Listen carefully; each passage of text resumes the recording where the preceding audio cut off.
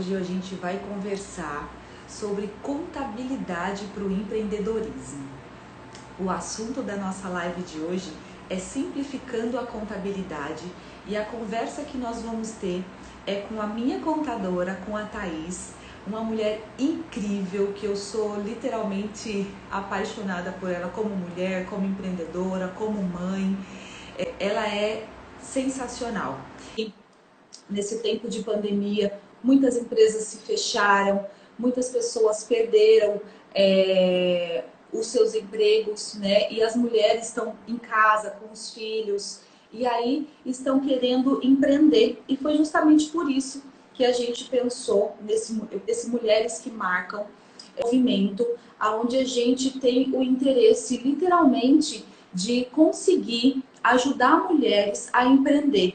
Eu tive uma dificuldade muito grande quando eu comecei a empreender. Eu não sabia qual era o caminho das pedras. Foi bem complicado. Até que, graças a Deus, eu consegui achar a Thaís aí no meio do nosso percurso. E ela conseguiu nos orientar, conseguiu trazer todas as informações que a gente precisava para o nosso comércio. E essas informações, esse conhecimento, a gente vai levar para a vida inteira. Gente, essa é a Thaís. Ela é a nossa contadora lá do Espaço Integre. Já tem quase 2 anos e meio aí que a gente está com a Thaís. Né, Thaís? Ela é uma empreendedora também, assim como a gente. É mulher, é mãe de 2 filhos e fica aí na correria para fazer tudo igual a gente. Bom, Thaís, eu fiz o seguinte. Eu pensei em algumas perguntas, tá? Para te fazer, que eu julgo que seja interessante para quem está começando agora o empreendedorismo.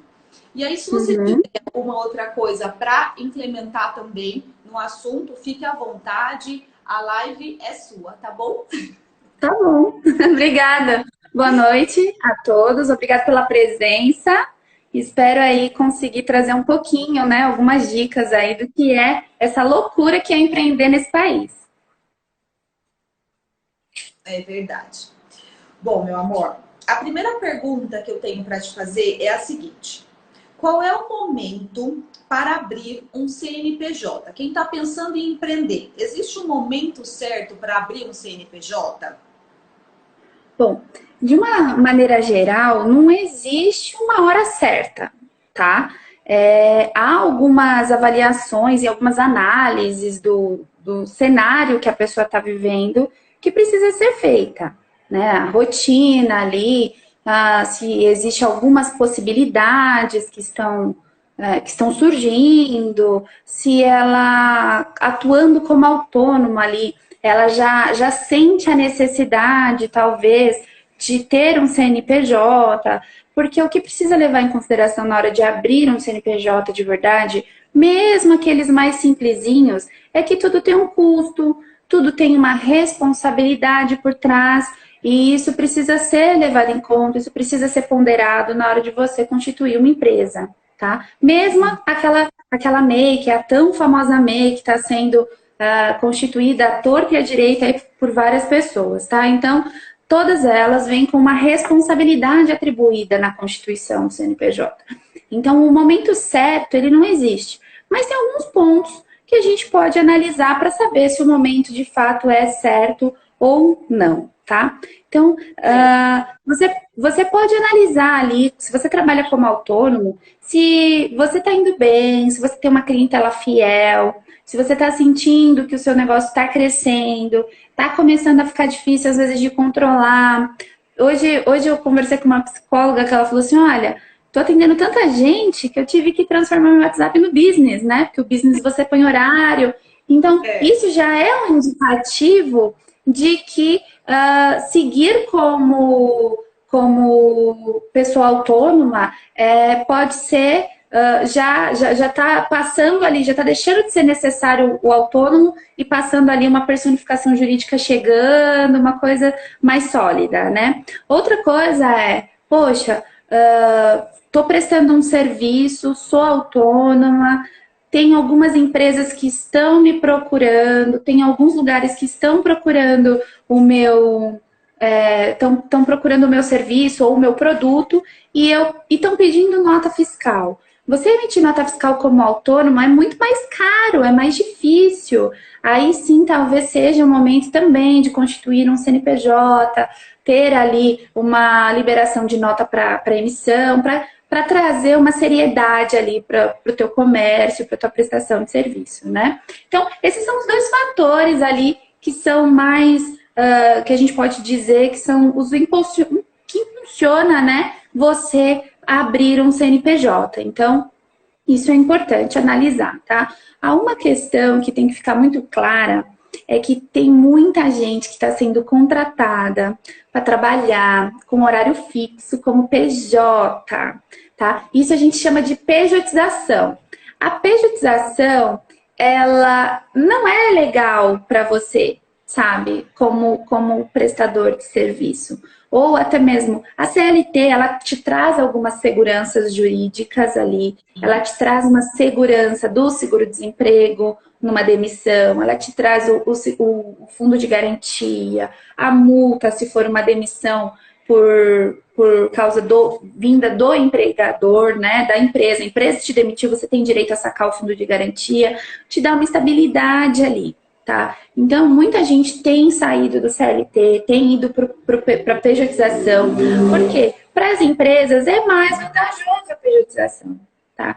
Só que elas não estão se atentando que a pejotização também traz muitas dores de cabeça para a empresa a longo prazo. Tá? Então, analisem se você realmente, de fato, quer estar como PJ numa empresa, cumprindo horário de entrada, horário de saída, porque não é tão vantajoso assim. Pode ser financeiramente no começo, tá? Mas você tem toda uma carga tributária ali por trás da pejotização quando você é empregado dentro de uma empresa. Isso tem que ser levado em conta.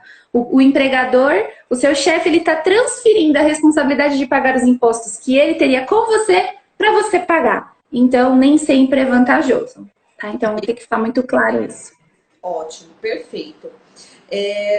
A segunda pergunta é o seguinte: quais são os riscos de abrir um CNPJ antes do tempo? E aí, vem aí, linka aí com o que você estava falando, das pessoas que trabalham como CLT. Porque, por exemplo, eu tenho... Antes, quando eu trabalhava com CLT, eu já prestava alguns serviços como autônoma mesmo.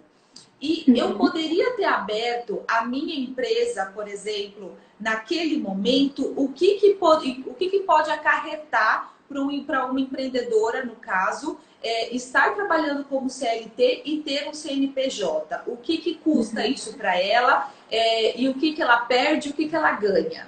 Se tem, né, percas e ganhos com relação a isso. Bom, abrir o CNPJ... vamos falar ali do MEI, que é o que tem mais procura hoje em dia, tá? O MEI, para quem não sabe, é um microempreendedor individual. Ele é um formato de abertura de empresa simplificado, tá? Ele é bem rapidinho de abrir ali, bem simplificado de mexer. Então, assim, eu tô trabalhando e eu quero abrir um MEI. Eu posso? Pode. Não tem empecilho, tá? Desde que você não faça parte de outra empresa, não seja sócio de outro CNPJ, você pode. O que você perde com isso? Se você é CLT e você for desligada da empresa e você constituir esse CNPJ ainda estando trabalhando, quando você for desligada, for demitida, enfim, for pedir demissão ali, o pedido de demissão ele não acarreta ali o pagamento do seguro-desemprego, mas quando você for demitida, você perde o direito a receber o seguro-desemprego, que é ali, às vezes, chega até 5 parcelinhas e que ajuda muita gente no reestabelecimento. E, às vezes, até você pode usar esse dinheiro para investir ali no seu negócio, começar o seu próprio negócio. Então, tem que ficar muito claro que, ao constituir um MEI, quando você é CLT, você perde o direito de receber o seguro-desemprego. Há algumas pessoas que juridicamente conseguiram o direito de receber o benefício, tá? Mas isso eles tiveram que comprovar com, assim, processos trabalhistas, enfim, vários outros documentos ali, extratos bancários e tudo mais, de que eles não tinham movimentação no CNPJ. Então, uma coisa que era para ser muito simples, porque hoje o sistema de seguro-desemprego está informatizado, virou uma dor de cabeça gigantesca, trazendo ali muita dor de cabeça, muito estresse, muita preocupação para aquela pessoa. Então, se você for empreender tendo CLT, né, sendo registrada, tenha ciência de que numa possível demissão sem justa causa por parte do seu chefe, você perde o direito ao seguro-desemprego, tá? Então, isso é uma perda. Agora, poxa, tô trabalhando CLT, apareceu uma oportunidade muito boa e eu preciso emitir nota fiscal. Eu acho que aí dá para ponderar, né? Se vale a pena ali abrir mão desse CNP, desse autônomo, desse extra ali, perder o seguro. Uma coisa que tem que ficar muito clara. Tô recebendo seguro-desemprego, fui demitida. Tô recebendo seguro. Vou lá e abro o MEI. Vou sozinha lá, abro o MEI, porque todo mundo diz que o MEI é super fácil de abrir. O que acontece? Perde o seguro-desemprego. O seguro-desemprego ele é automaticamente bloqueado, tá? Então prestem atenção. Me tira uma dúvida. Não te cortando, mas tentando ali alinhar para, né, deixar mais claro aí para as meninas. Eu só perco o seguro-desemprego. O fundo de garantia é meu. Se eu for mandado embora, eu vou receber de qualquer maneira. Vai sim. O fundo de garantia você consegue sacar. Inclusive, se houve o pagamento da multa rescisória, que é os 40% ali sobre o saldo, você saca tudo bonitinho. Você perde o seguro, por quê? Porque o seguro, ele é uma verba de ajuda do governo para que você ali se estabilize e consiga uma nova renda. Então, quando você abre um CNPJ, mesmo que você não tenha renda nela ainda, o governo entende que você tá tendo uma renda. Você abriu um CNPJ, você já tá faturando horrores. Brincadeira, não é assim, né? Mas para eles é. E aí eles cortam o seu benefício, tá? Então, isso é uma coisa que tem que ser levada em consideração, porque pega muita gente de surpresa, muita gente acaba contando com dinheiro e se prejudica. Eu, inclusive, quando eu abri a minha empresa, eu abri em sociedade com o Wellington, com meu marido, nós já éramos CLT, né? Ele já era CLT. E a gente não sabia disso, nenhum contador falou pra gente na época sobre essa informação. E graças a Deus ele não foi mandado embora da empresa, porque assim, a gente sabe que o seguro-desemprego, quando a gente é mandado embora de supetão, ele faz falta realmente, né? A gente conta com esse dinheiro aí. Mas graças a Deus eu não consegui. Hoje a gente já trocou, hoje ele já não é mais meu sócio na empresa, é sócio da vida, mas não é mais na empresa. E aí a gente colocou, eu trouxe a Angélica como sócia, né, da empresa, como você sabe, mas ela também já não é mais CLT. Então, mas isso porque você explicou pra gente na época, porque ela ainda era CLT, lembra? Lembro, a gente até esperou um pouquinho. Mas então, eu aprendi isso, não está muito claro. Se você for no Google, você até pode achar esse tipo de informação. Mas eu aprendi por conta própria, tá? Eu abri um MEI no nome do meu marido e ele perdeu o seguro-desemprego. Então, e aí você fica desesperada, a gente teve que dar um jeito, mas deu tudo certo no final. Mas aí já ficou ali o erro por aprendizado. E é uma coisa que eu tento trazer reforço muito isso, né? Essa questão de você tomar esse cuidado, justamente para não atrapalhar o planejamento familiar ali, nesse momento tão desesperador. E assim, e é verdade isso mesmo. E assim, gente, com relação à contadora, por isso que eu trouxe a Thaís, e eu acho que é um assunto super importante, porque eu já tive, antes da Thaís, eu já tinha tido 2 outros contadores que não conseguiram trazer da forma simples que a Thaís traz para mim. Então, quando vocês forem também contratar um profissional, né, uma empresa de contabilidade, é interessante vocês conversarem, a pessoa conseguir te explicar tudo isso de uma forma muito simples, porque como a gente falou, a contabilidade precisa ser simples, a gente precisa ter confiança entre as pessoas. Então, eu preciso ter confiança na minha contadora e a minha contadora precisa ter confiança em mim para que seja feita uma coisa unificada e bem feita, né? Então, Com certeza. prestem atenção aí no momento que vocês forem abrir, mesmo que seja o MEI. procurem sempre um profissional para estar orientando vocês. É muito importante isso, tá?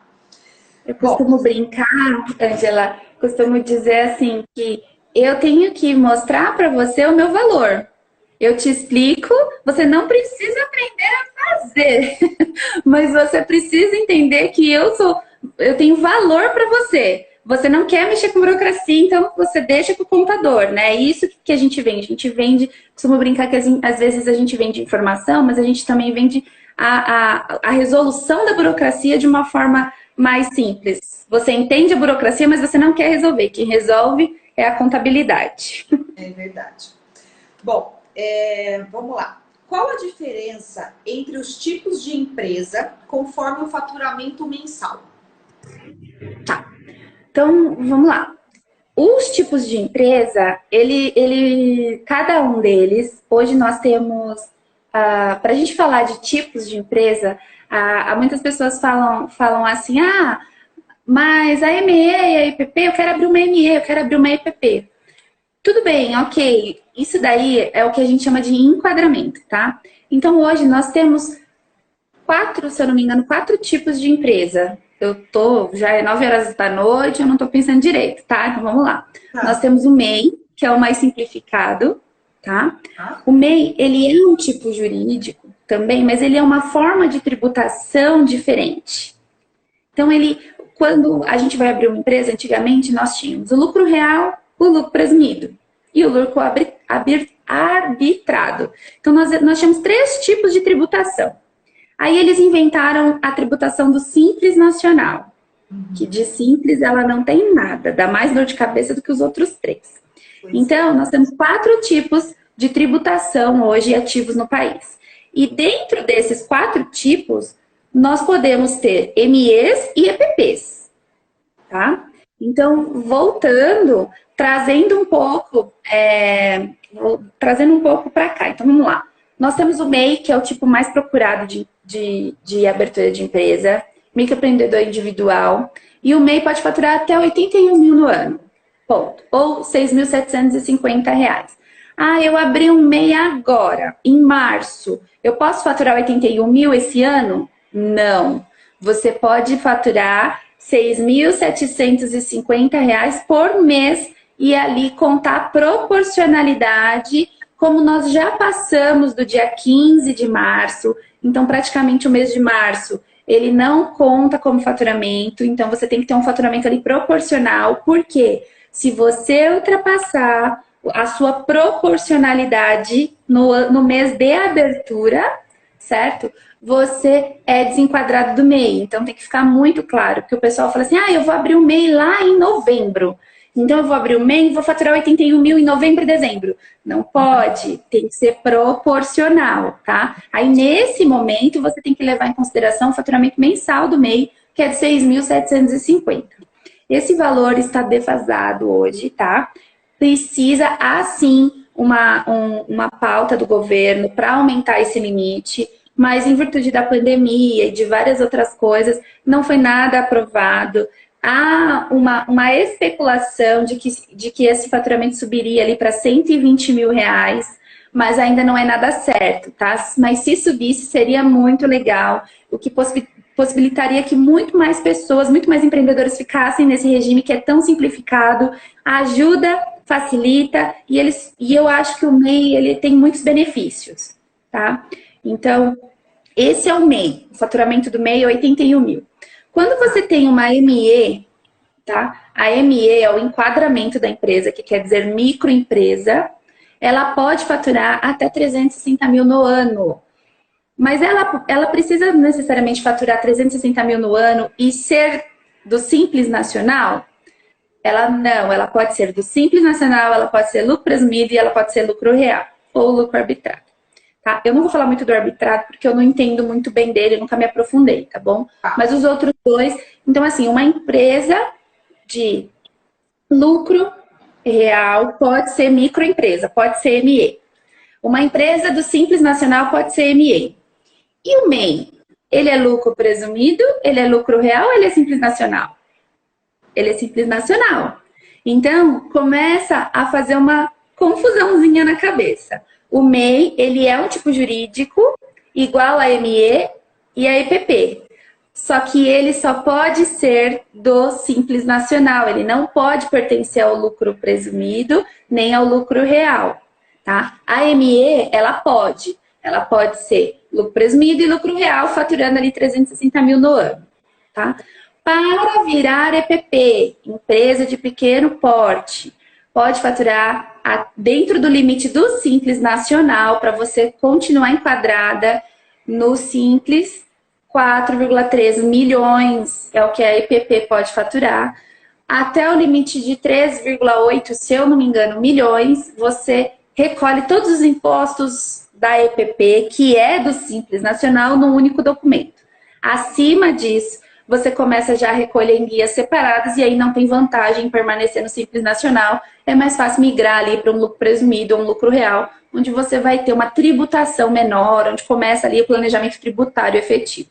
Tá? Então, esses são os principais. Lucro presumido, se eu não me engano, não tem limite de faturamento e lucro real também não tem limite de faturamento, tá? Eu não entro muito a fundo, porque eu tenho poucas empresas desses regimes e cada uma tem a sua peculiaridade, tá? Mas, em via de regra, aqui no escritório a gente lida muito com o Simples Nacional e esses são os limites, tá? O MEI 81 mil, ME do Simples 360 e EPP do Simples até 4,2 milhões, se eu não me engano. Tá. Então, o MEI é até 81 mil reais por mês, por ano. Por ano, Tá. Tem uma pergunta aqui que está falando o seguinte: como que fica a declaração de imposto de renda para quem tem uma MEI e é registrado CLT? Tá. Aqui na contabilidade, primeiro passo é analisar se essa pessoa que é CLT, ela teve imposto retido na fonte, tá? Como o governo ele não atualizou as tabelas do imposto de renda nos últimos anos, tá? Isso já tem vindo acumulando, com a inflação aumentando, diminuindo ali. Muitas pessoas que antes ganhavam pouco, mesmo ganhando pouco, agora estão pagando imposto de renda. E antes não era assim. Quem ganhava mais, pagava mais imposto. Hoje, isso não acontece. Analisou o teu informe de rendimento, que é ali um documento que você recebe da empresa todo começo de ano. No quadro 3, tem um campinho lá escrito assim: imposto de renda retido na fonte. Tem retenção de imposto ali? Tem que declarar. Ah, Thaís, mas ali só tem 10 reais, eu preciso declarar? Precisa declarar. Se não declarar, o seu CPF a longo prazo vai ser bloqueado por falta de declaração. Ah, tá bom, eu tenho imposto retido, então eu vou declarar. Vai, mas eu também tenho MEI. Como que eu faço? Você vai lá em bens e direitos e você vai colocar que você tem cotas e quinhão de capital. Tem lá bens e direitos, o campinho cotas e quinhões de capitais e você vai mencionar que você é sócio proprietário da empresa, vai falar o seu CNPJ e colocar o seu valor. Ah, Thaís, mas eu retiro o dinheiro desse meu MEI. Como que eu faço? Você vai lá em rendimento tributável, vai colocar o seu CNPJ e dizer para a Receita que você está recebendo um dinheirinho ali do seu MEI que é tributável. Sabe o DAS que paga do MEI todo mês? Ele é deduzível, ele é dedutível ali. Você coloca como contribuição previdenciária. Ah, mas eu posso pôr o valor todo do DAS como contribuição previdenciária? Não. Um percentual do DAS, que geralmente é em torno de 49, 50 reais, é o valor que é revertido para contribuição previdenciária. Então, você pega esse valor, multiplica pelo número de meses que você pagou e coloca ali no imposto de renda como previdenciário. Fala uma coisa para mim, Thaís. Explica um pouquinho o que é o DAS, porque as pessoas que estão na live, eu não sei se eles têm esse conhecimento. O DAS, quando a empresa ela faz parte do regime do Simples Nacional, o governo criou esse regime porque eles tiveram a brilhante ideia de recolher aquele monte de imposto que a empresa precisa pagar através de um único documento. Então, o DAS quer dizer documento de arrecadação simplificado ou documento de arrecadação do Simples Nacional.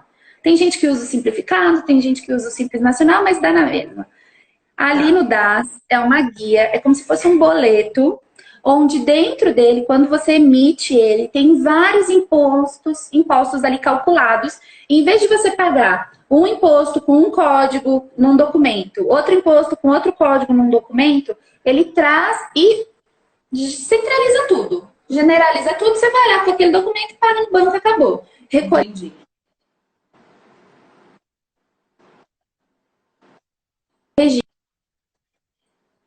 as MEs e as EPPs, que são do Simples Nacional, tá? Empresas do lucro presumido, lucro real, elas fazem os recolhimentos separados, tá bom? Tá. Combinado. Agora me fala uma outra coisa. Quando a gente vai abrir uma empresa, a gente precisa saber que tipo de serviço que a gente vai prestar. Então, por exemplo, eu abri um CNPJ.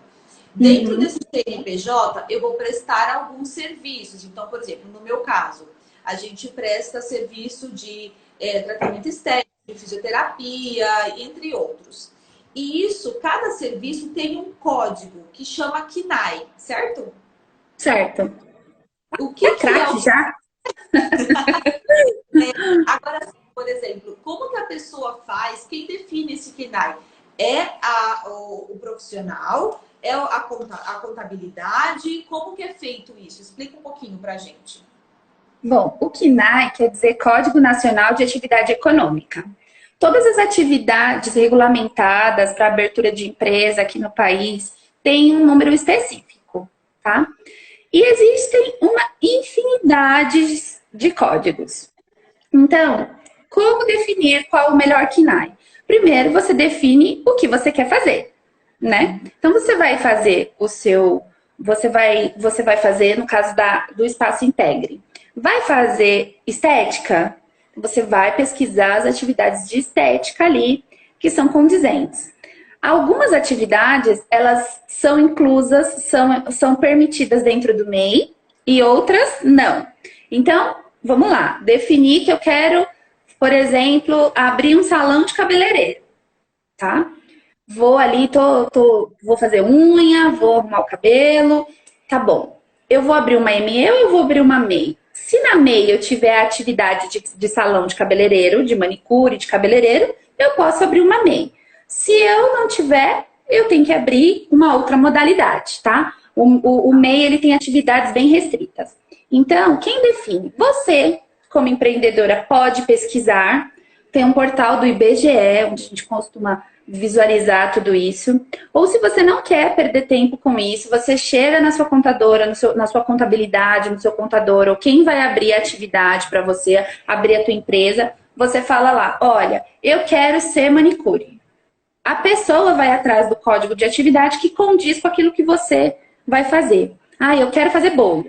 Eu quero fazer estética. Eu sou fisioterapeuta. Eu sou contadora. Então, se você pode pesquisar algumas atividades e trazer já os códigos, e a contabilidade também pode fazer isso por você, tá? E aí, fazendo isso, geralmente aqui alguns clientes trazem alguns prontos, eu junto com alguns meus e a gente cria uma coisa bem mais focada nas áreas de prestação de serviço que ele quer, ou nas áreas de atuação comercial que ele quer, ou ele vem com alguns que ele acha que pode, e a gente traz ali e fala, olha, esses não é muito legal, ele não tem uma tributação muito bacana, se você usar um desse, tem no fundo legal ali, analisando, tem a mesma funcionalidade, mas você vai pagar um pouco menos de imposto, porque isso também tem que ser levado em consideração.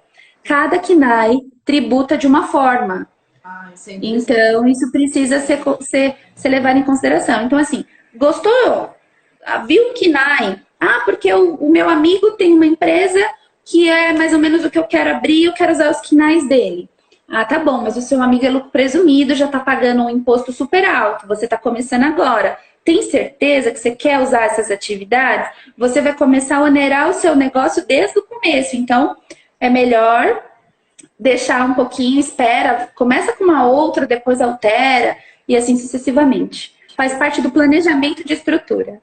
E fala uma coisa, no caso de limpeza de pele, por exemplo, para pessoas que querem começar, vamos supor, na estética, querem começar a fazer limpeza de pele, só o serviço de limpeza de pele, existe um KNAI específico para isso ou não? ou ele se enquadra na estética? Que eu conheça, não existe. Que eu conheça, eu nunca vi nenhum de limpeza de pele. A gente tem alguns estúdios aqui que fazem esse serviço, vocês aí, nós temos alguns outros clientes, inclusive MEI, que fazem esse serviço. Não tem, eu ainda não descobri, tá? É muito utilizado o estética ou o salão, né? O cabeleireiro ali, manicure, essa parte da beleza. Muitas, o que acontece? Quando você vai pesquisar e a gente vai constituir uma empresa, o KNAI, ele vai ter uma nomenclatura muito genérica, sabe assim, salão de cabeleireiro.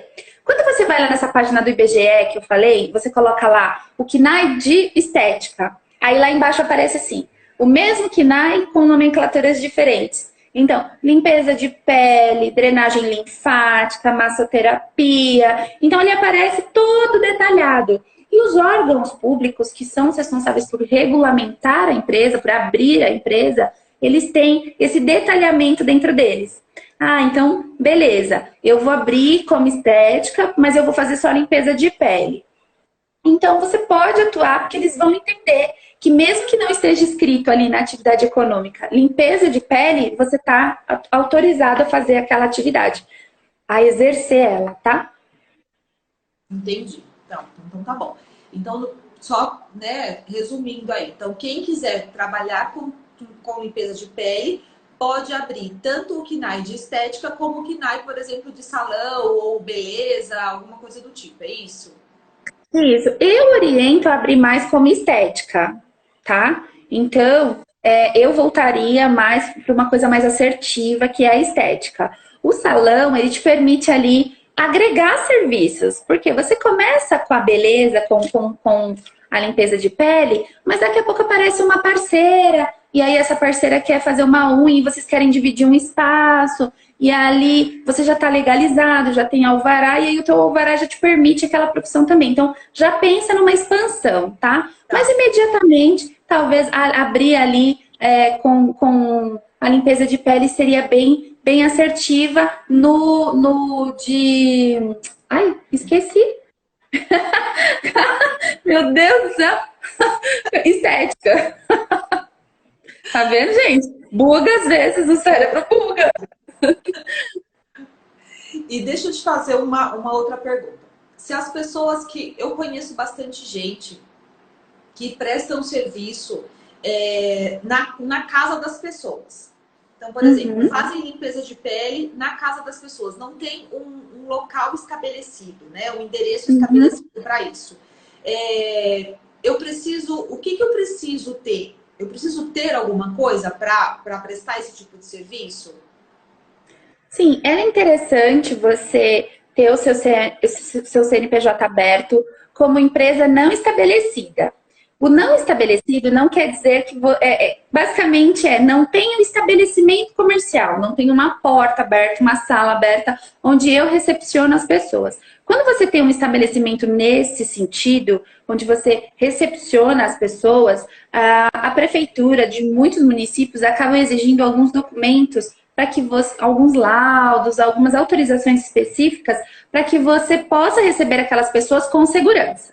Tá? E isso acaba onerando muito, encarecendo o fato de você ter um ponto comercial em alguns municípios. Tem alguns municípios que com essa lei da liberdade econômica aí, caiu por terra a exigência dessa documentação, principalmente para quem é MEI, tá? Mas tem algumas atividades em alguns municípios que precisa de alvará do Corpo de Bombeiro, vigilância sanitária, né? Autorização ali de engenheiro ou arquiteto de que o prédio é seguro.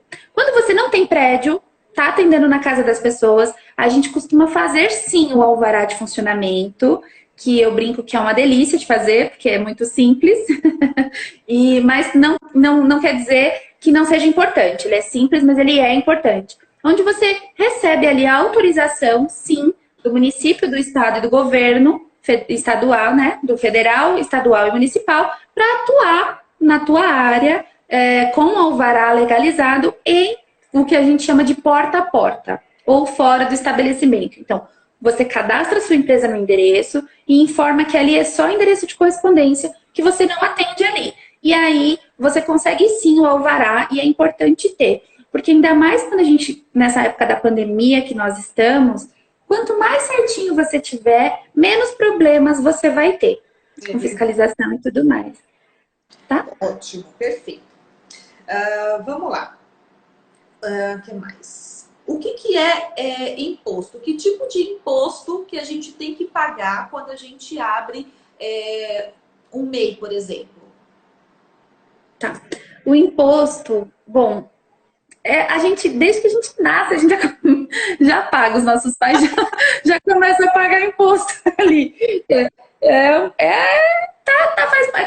quase como o ar que nós respiramos, o imposto. Ele está em tudo, né? Está enraizado ali. É como se ele fosse um alien enraizado nas nossas vidas e a gente paga imposto sobre tudo. Alguns a gente percebe, sente, outros a gente não percebe. A Angélica é ótima. Já nasce devendo, mais ou menos isso. Então, o MEI, ele vai pagar o DAS, tá? Que é aquele documento. Os impostos do MEI, ele vai estão inclusos dentro do DAS. E geralmente, se você abre um MEI só de atividade de serviço, dentro do DAS vai estar lá. INSS. Esse INSS dentro do DAS é um INSS que vai computar lá na Previdência Social, vai valer para você se aposentar. Então, ele vai contar como uma aposentadoria, vai contar como um auxílio maternidade, vai contar como um acidente de trabalho, tá? Se você abrir um MEI de serviço, então vai ter o INSS que você vai pagar e vai ter o ISS, que é um valorzinho, que o ISS é imposto sobre serviço e esse valorzinho vai ser tirado do governo e mandado lá para o município. Então, o governo vai repassar aquele valor porque o ISS, ele é um imposto sobre serviço e ele é um tributo, um imposto municipal, tá? Ah, mas eu vendo pão, eu tenho uma panificadora e eu sou MEI, eu vou pagar o ISS? Não, você vai pagar o ICMS. Então vai ter lá o INSS, né, que é a contribuição para a Previdência Social, e vai ter o ICMS, que é o Imposto sobre Circulação de Mercadoria. E esse ICMS, todos os estados têm e ele é estadual, tá? O valor que você paga de ICMS no DAS, o federal, o governo federal, que é quem recebe esses pagamentos, vai lá e destina o valorzinho do ICMS lá para o estado. Então... Por isso que a gente percebe o aumento, às vezes, na carne, no gás. Por quê? Porque além dos impostos federais, a gente também tem os estaduais sobre tudo isso. Gasolina, carne, gás. E aí, quando os governadores aumentam esses impostos, a gente sente no bolso. Entendi. Então, vou pensando aqui numa prestação de serviço. Então, uma pessoa que quer prestar um serviço, vou puxar a sardinha para o meu lado, de estética. E ela vende também, por exemplo, produtos para cliente, para paciente. Então, eu vou pagar o ISS, que é o Imposto sobre Serviço, que vai para o município. E eu vou pagar o ICMS, é isso? Que vai para o estado. No caso dos produtos que eu vender para essa cliente, é isso? Isso, que é o que a gente chama de atividade concomitantes. Você, dentro de um MEI, de uma única empresa, você pode ter serviços e comércio, tá? Então, no MEI, isso vem muito simplificado. Quando você tem serviços e comércios, se eu não me engano, o DAS deve estar R$60 hoje. Desses R$60, uns 50, 52 vai para a Previdência, um outro percentual vai para o estado e um outro percentual vai para o município, tá? Mas você paga apenas um documento só, um único boleto, que é o DAS. Agora, Thaís, mas eu sou ME, eu tenho ali, eu vendi serviços e vendi produtos. Você também vai recolher pelo DAS, mas aí a tua contabilidade vai ter que separar quanto você vendeu de produto e você vai pagar uma alíquota em cima desse produto, e quanto você vendeu de serviço, e vai pagar uma alíquota diferente. Então, aí a gente começa a segregar, separar as receitas para poder tributar, cada uma numa alíquota, cada uma num anexo, cada uma com tributo, tá? Então, quando você... Tá, eu não sei se você vai saber essa informação, mas no caso, por exemplo, uma cliente chega para você e vai prestar o serviço de limpeza de pele para uma cliente dela. E ela vai emitir uma nota. Então, ela vendeu a limpeza de pele, né? Prestou o serviço de limpeza de pele e vendeu um protetor solar lá. Ela vai pagar quanto? Você sabe qual é a porcentagem que ela paga? Você tem ideia disso, assim? Você tem noção? Se ela for MEI, independente do valor que ela vender, desde que ela fature 6.750 no mês, ela vai pagar R$60. Ah, perfeito. Então, os 60 tá? reais... É fixo.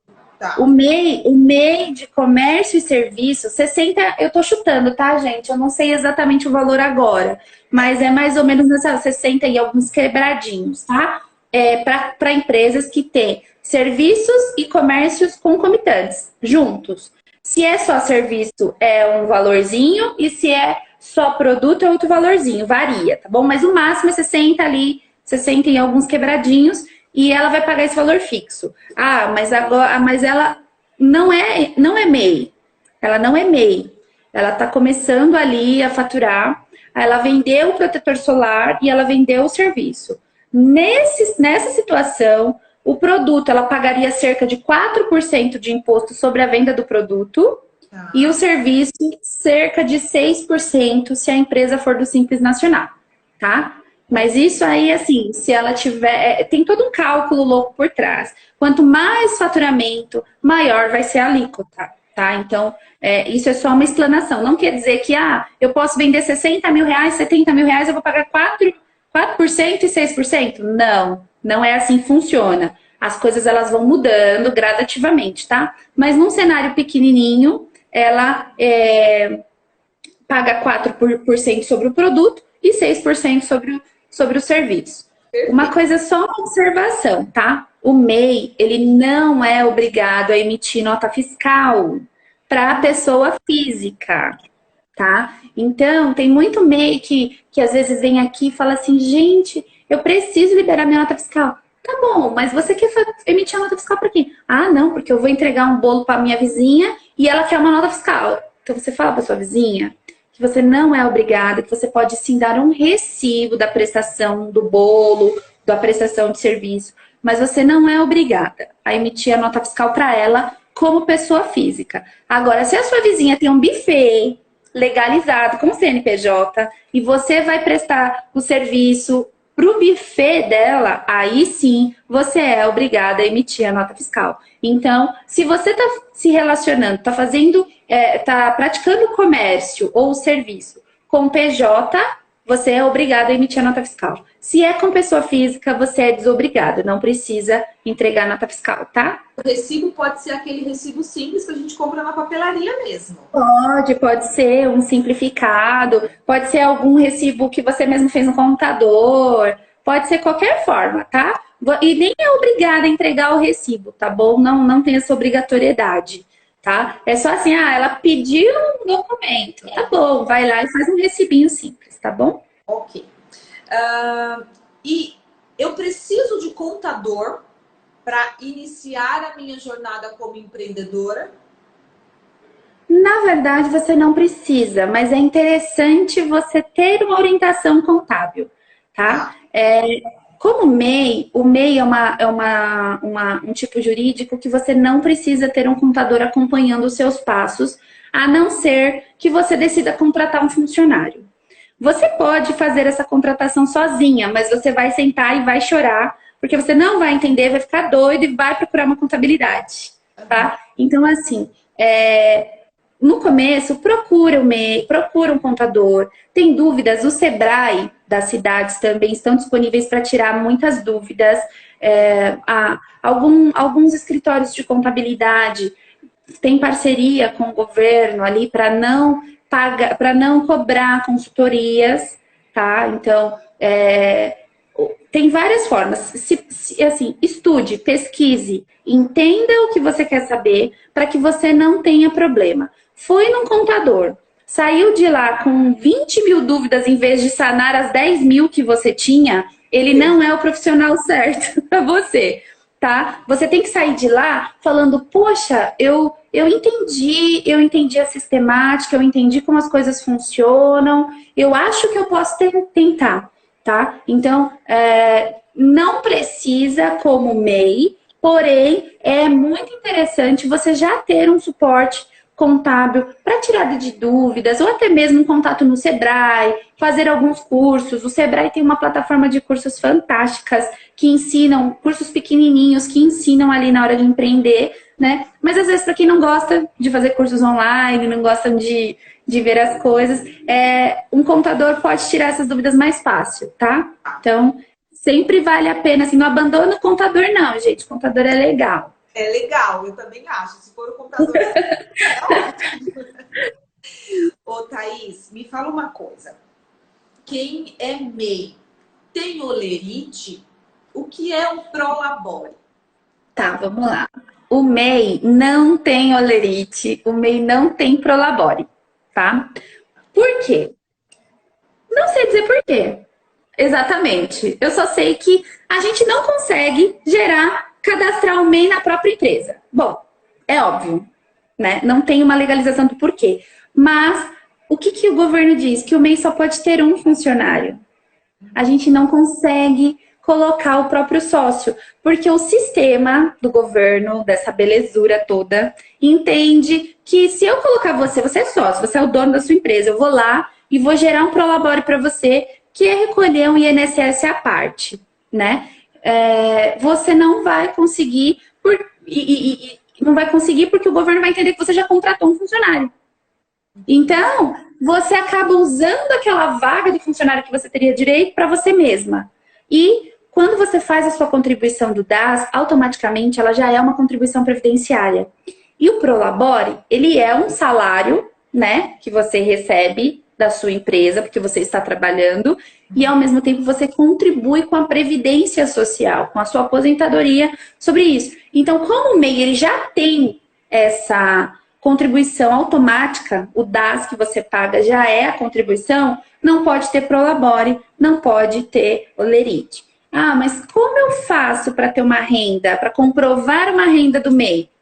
Imposto de renda pessoa física. Aqui eu pego muito nos MEIs que eu cuido no pé para fazer o imposto de renda. Por quê? Eles não querem fazer o imposto de renda, aí depois aparece uma oportunidade maravilhosa para comprar um apartamento daquele dos sonhos, aí vem todo mundo aqui correndo querendo o imposto de renda para ontem, né? Então, e não é assim que funciona, a Caixa não vai aceitar, os bancos não vão aceitar. Então, tem interesse de ter um apartamento, um carro, como que eu vou justificar a renda se eu sou MEI? Eu vou fazer o imposto de renda, tá? De uma forma direitinha, bonitinha, que aí permite que você consiga a sua evolução patrimonial como pessoa física e não só como PJ.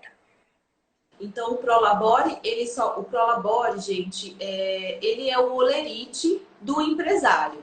Então, no meu caso, por exemplo, eu tenho uma empresa que é MEI, eu tenho um Prolabore todo mês. Então, é como a Thaís falou, né? Só para... Você tem um ME. E eu tenho uma ME, né? É isso mesmo, eu tenho uma ME. Então, o Prolabore, ele é o meu olerite. Então, os funcionários CLT recebem o olerite todo mês, que a empresa emite. E no meu caso, a Thaís emite o meu Prolabore, que é o valor lá que a gente estipula que a gente quer receber por mês. Então, aí, isso daí quem vai estipular é você dentro do seu negócio. Se eu estiver errada, você me corrige, tá, Thaís? Tá certo. Quanto que você quer receber por mês. Então, você tem desde o mínimo, que seria o salário mínimo, até o infinito. Aí, isso daí entra aí no que você quer, no que você almeja, na sua estratégia aí da sua empresa, quanto a salário e tudo mais, tá?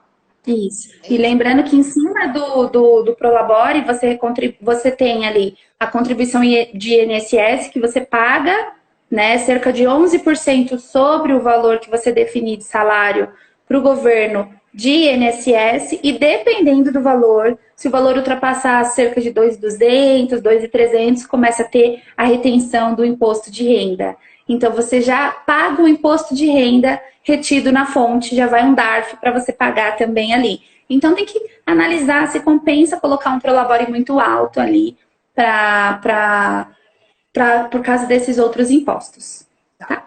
Agora, é uma última pergunta, tá? Rapidinho, porque a gente já tá dando tempo aqui da nossa live de 1 hora. Passou tão rápido, não é mesmo? Não é? Eu preciso abrir uma conta bancária se eu for uma MEI, se eu tiver um CNPJ, eu posso usar a minha conta pessoa física? Como que é isso? Olha, nunca recebam com valores do MEI na pessoa física, pelo amor de Deus, tá? Isso é muito comum, abre o MEI. Como o MEI é no CPF também, aparece ali o CPF da pessoa, as empresas que você está prestando serviço pagam na tua conta pessoa física sem ter problema, tá?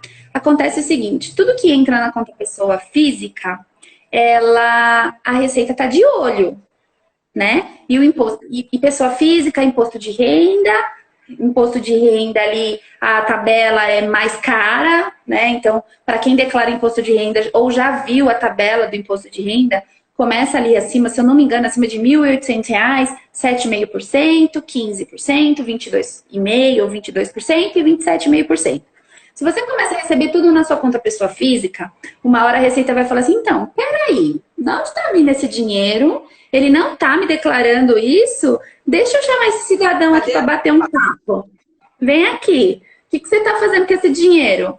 Né? Aí você vai lá, começa a conversar com a Receita e fala, então, dona Receita, tá vindo aqui da minha empresa. Aí a Receita, mas por que não está entrando na sua conta jurídica? Aí você se lascou, com perdão da palavra, porque a Receita vai fazer você pagar, dependendo do valor que movimentou ali, a alíquota de imposto de renda, independente se o valor veio da empresa, tá? Então, você prefere pagar R$60 por mês, ou então ali depositar o seu dinheiro na conta do banco, fazer tudo numa conta PJ ali, vinculado ao seu CNPJ, ou você prefere correr o risco da Receita Federal te pegar ali, dependendo do valor, te cobrar até 27,5% em cima do que você recebeu? Eu prefiro não pagar tudo isso, né? Já que a gente, como diz a Angélica, a gente já nasce devendo, eu prefiro não pagar mais nada do que eu já devo. Então... Mas uma coisa que a gente também, como empreendedora, precisa tirar da nossa cabeça é que pagar imposto é ruim. Muito pelo contrário. Pagar imposto é muito bom. A gente nasce pagando impostos e tudo mais, mas quando a gente passa para o lado do empreendedorismo, quanto mais imposto eu pago, gente, no Brasil é assim. As pessoas que mais têm dinheiro pagam cada vez menos imposto. Então, o ideal é que a gente pague bastante imposto, porque se a gente for pensar, quanto mais imposto eu pago, mais eu estou recebendo por mês. Exatamente, exatamente. É esse pensamento que eu tento trazer. Pagar imposto não é ruim, ele é vantajoso. Quanto mais imposto você está pagando, mais dinheiro você está ganhando, mais a tua empresa está ampliando. Ah, então isso quer dizer que eu já posso chegar abrindo a maior empresa que tiver? Não, pagar imposto é bom de uma forma sadia, tá? Então, é importante ter essa análise. Vai abrir uma empresa, constitui a tua empresa, abre a tua conta pessoa jurídica, você recebe o seu dinheirinho ali da empresa na pessoa jurídica. Se tiver que pagar a conta de água e luz da casa, pelo amor de Deus, transfere o dinheiro para uma conta pessoa física, separa essas despesas. O que é da empresa, o que é seu. Não pode estar tudo junto, tá? Isso fica aí a dica para uma outra live aí de gestão financeira, tá? Então, tá pagando imposto? Ah, veio mais caro, mas poxa, eu faturei mais. Olha, um exemplo. O ano passado, o governo não saiu liberando aí o Pronamp. Todo mundo queria o Pronamp. Todo mundo que era empresário queria o Pronamp. Sim. Quem conseguiu o Pronamp? Conseguiu o Pronamp quem pagava os impostos certinho e quem pagava muito imposto.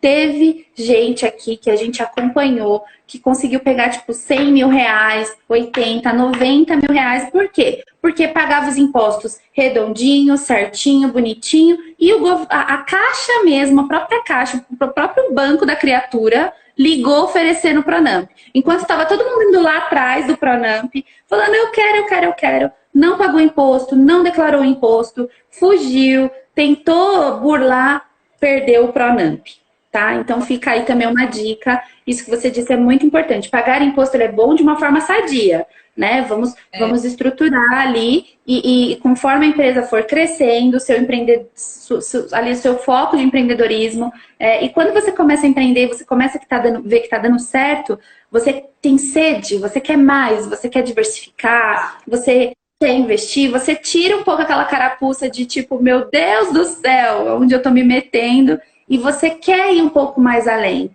entendeu? Ô, tá, deixa eu te falar uma coisa. Bom, já tá dando o nosso horário e eu quero muito te agradecer antes que encerre. Eu quero agradecer a participação de todas que participaram aqui. Você deu literalmente uma aula aqui pra gente. Imagina. Eu agradeço pela oportunidade. Imagina, eu vou te chamar mais vezes com certeza pra gente bater outros papos desse. Muito, muito obrigada mesmo. Obrigada. Vai se falando e meus amores, muito obrigada por tudo. E se vocês tiverem alguma dúvida, manda pra gente aqui no Instagram que eu tiro com a Thaís e mando pra vocês, tá bom? Isso aí. Obrigada, viu? Tchau. Boa noite, gente. Obrigada.